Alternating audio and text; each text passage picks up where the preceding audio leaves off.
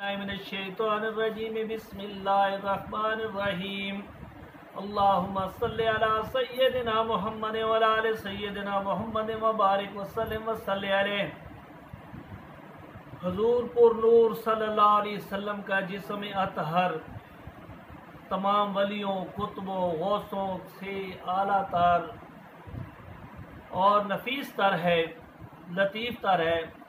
हज़रत शेर रब्बानी मियाँ शेर मोहम्मद साहब शरकूरी फरमाया, दुनिया में एक ग्रोह है जो कि 300 हैं, एक 40 होते हैं, एक 3 होते हैं और एक होता है। और नबी करीम सल्लल्लाहु अलैहि वसल्लम का जिस्म अतर उनसे 70 दर्जे लतीफ़ तर होता है। बुखारी शरीफ और मुस्लिम शरीफ में हदीस पाक है कि हज़रत अनस रज़ी अल्लाह ताला अन्हु ने फरमाया कि आप सल्लल्लाहु अलैहि वसल्लम का रंग मुबारक नहायत चमकदार और सफ़ेद था और आपका पसीना मुबारक मोतियों जैसा था।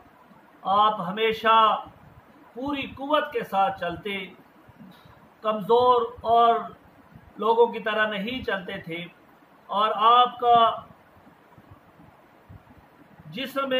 जो जिस्म अतर है, चाहे मोटा रेशम हो चाहे पतला रेशम हो, आका सल्लल्लाहु अलैहि वसल्लम की हथेली में उनसे नरम तरीन थी और कोई भी खुशबू कस्तूरी हो या अंबर हो, नबी करीम सल्लल्लाहु अलैहि वसल्लम की खुशबू से ज़्यादा नहीं थी।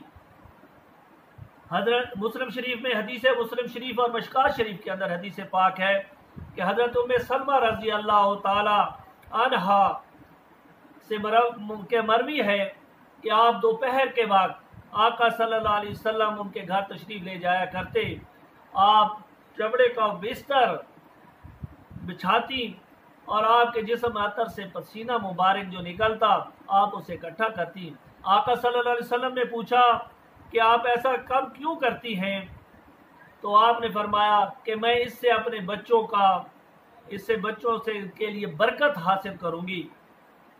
हज़रत मशकात शरीफ के अंदर है, हज़रत सैयदना जाबिर बिन समरा साहबी रज़ी अल्लाह ताला अन्हु से रवायत करते हैं कि एक दिन मैं आका सल्लल्लाहु अलैहि वसल्लम के साथ नमाज से, सुबह की नमाज से फारिग होकर आप घर तशरीफ ले जा रहे थे।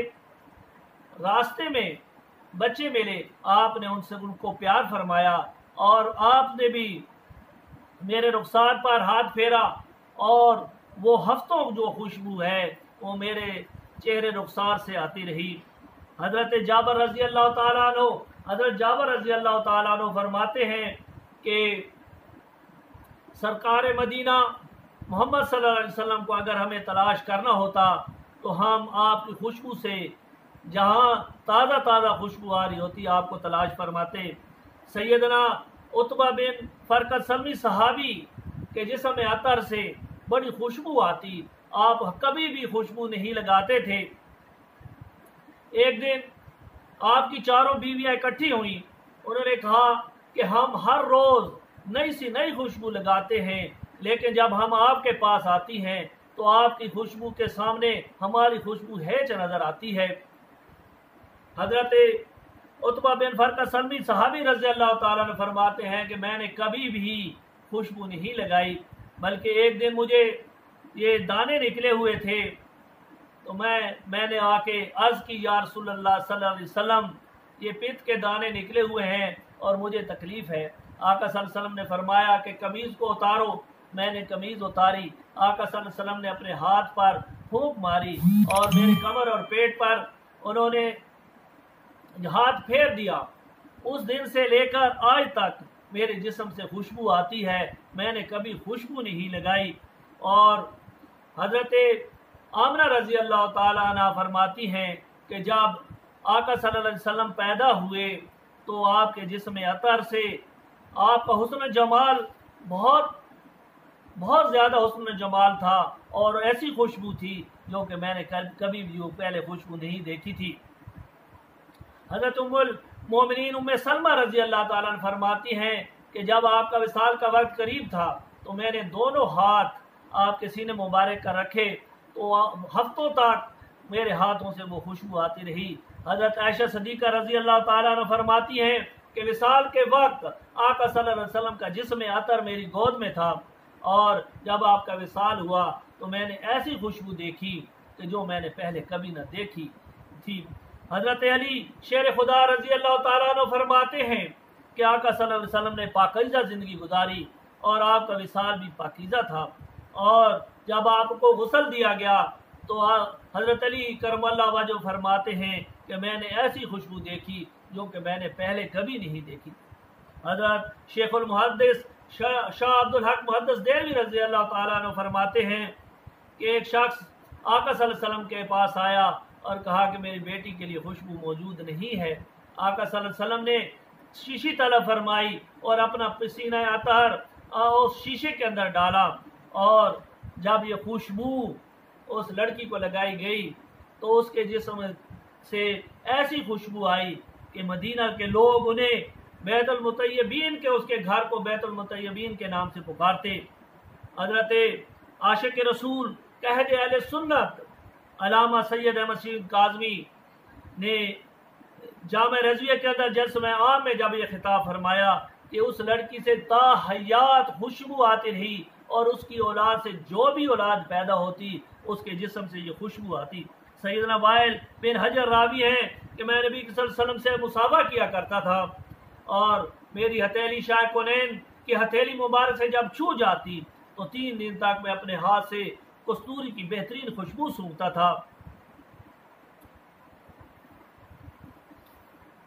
ایک نیک اور صالح مرد جب اللہ تعالیٰ کا ذکر کرتا تو اللہ تعالیٰ کا حبیب کا نام جب لیتا تھا تو اس کے سینے سے ایسی خوشبو آتی جو کستوری اور عنبر سے بھی بہتر اور اعلیٰ تھی۔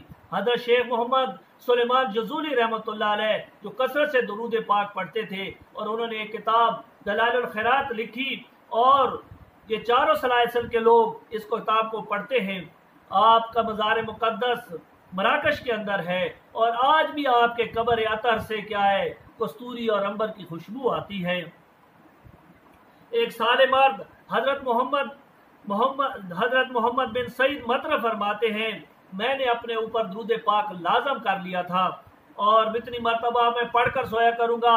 ایک دن میں درود پاک پڑھ رہا تھا کہ آقا صلی اللہ علیہ وسلم تشریف لے آئے، تو آپ نے فرمایا کہ اے میرے امتی، آج میں تیرے منہ کو بوسہ دوں، تیرے رخسار کو بوسہ دوں۔